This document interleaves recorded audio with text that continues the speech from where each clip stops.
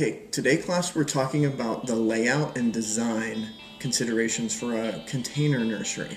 And so a container nursery can have ambitions of being just wholesale or could have the potential of being retail.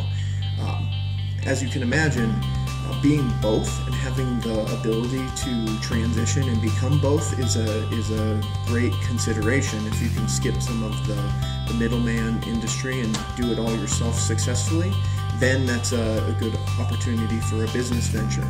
I have worked in wholesale nurseries such as Mountain States Wholesale Nursery down in Phoenix, a very large desert adapted native focused plant nursery in the West Valley. I've worked at retail nurseries such as in Flagstaff, Arizona, they have Warner's Nursery, and when I was in high school I worked for a small nursery called Sun City Nursery.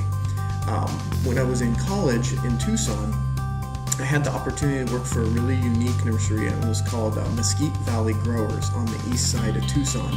And what they did was they combined the best of both worlds. They had a beautiful, extensive retail nursery, pretty upscale for the area, and they also had a grow grounds on site where they did probably 75% of their production and propagation from bedding plants up into large container sizes.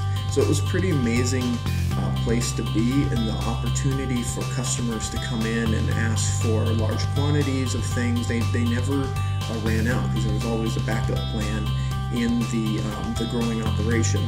But as you can imagine, growing the right amount of things for just a set retail operation could be kind of tricky. And so there's some considerations, some planning emphasis that needs to be talked about.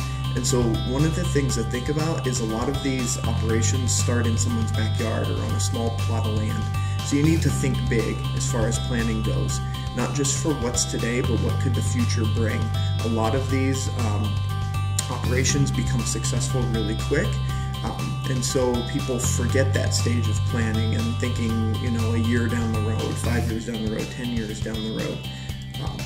Another thing to plan for is the expansion.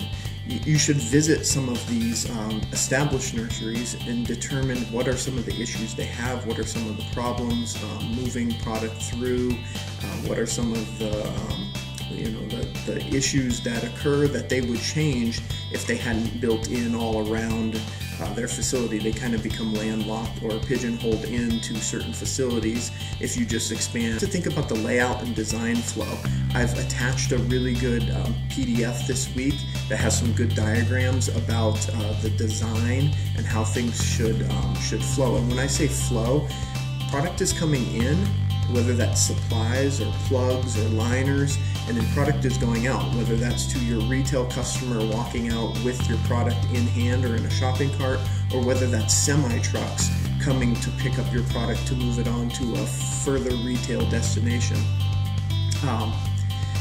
If you are doing retail, you have to think about accessibility. You have to think about how your customers will get to you. Do you have a good location that has visibility, maybe even highway access? Are you back in a rural neighborhood where people might not find you unless they know how specialized you are? You guys have seen restaurants that start up in a unique location and they fail, and another restaurant comes in, maybe even a different type of restaurant, and it fails. And you look at that location and you just think, there's something wrong with this location. Is it the fact that everybody has to make a U-turn to get to you? Is the fact that all the traffic at eating times is going one way or the other, and you're not on that side of the road? And those are things to think about. How are people going to get there? And then even when highways and roads expand and grow, will you get cut off from your accessibility? We get cut off from your visibility, because when you're talking about growing plants, the visibility of the things you're growing is very important to your customers. They see you, it might be an impulse buy. You might be well planned and your layout and design is well planned out, but a lot of your customers are just flying by the seat of their pants and they see something pretty and they think, oh, it's time to plant, and they'll stop in and buy something. So just some things to think about. You also want to think about these areas. These are areas you're going to need. Propagation areas, You're going to need storage areas. You're going to need production areas. You're going to need a service area, a mechanical shop where equipment, tools can be parked, trucks and stuff can be parked and they can be worked on. You need an employee area. When I worked at a small nursery when I was in high school, the employee area, or the break room, was in the same place where the pesticides were stored. I can still taste that in my mouth as I'm eating a Domino's pizza slice. I can taste the chemicals all around me, and I think I'm fine, but it's just something you want to plan ahead for. A lot of this, it's cold, it's hot, it's outside work, it's windy. You guys know how it is. You want your employees to have an area where they're protected, and even in all the production areas, is there a way that you could provide some luxury to your employees, but still, maintaining, the natural elements of the area? People who take on these tasks are aware of that, and a lot of people like those things. I know personally I like that, the change of the seasons and the hardship that's involved to some extent. I do not want to be eating again in a room filled with pesticides. The last thing to consider is your shipping area. And so shipping area, again, could be transitioning to your retail customers, or your shipping area could be getting product out to landscapers who may come in small trucks and trailers.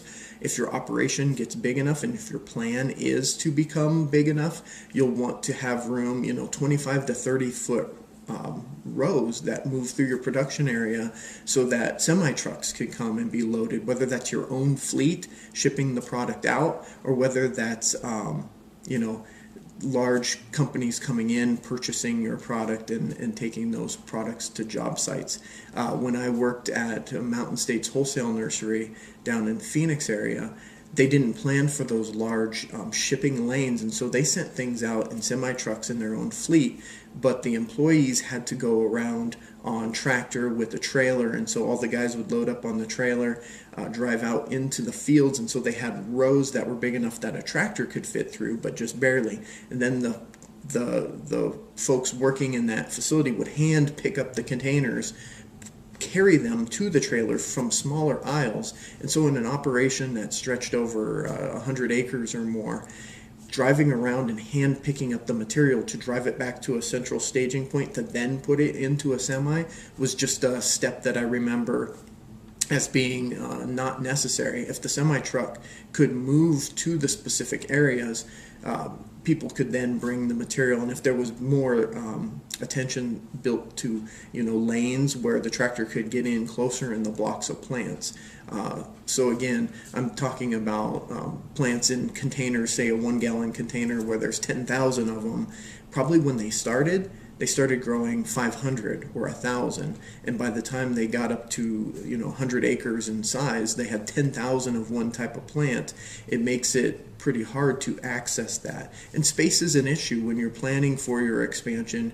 You want to make sure you've acquired a big enough parcel of land that allows you to expand as much as you want. So these are some considerations for containerized plant production facilities.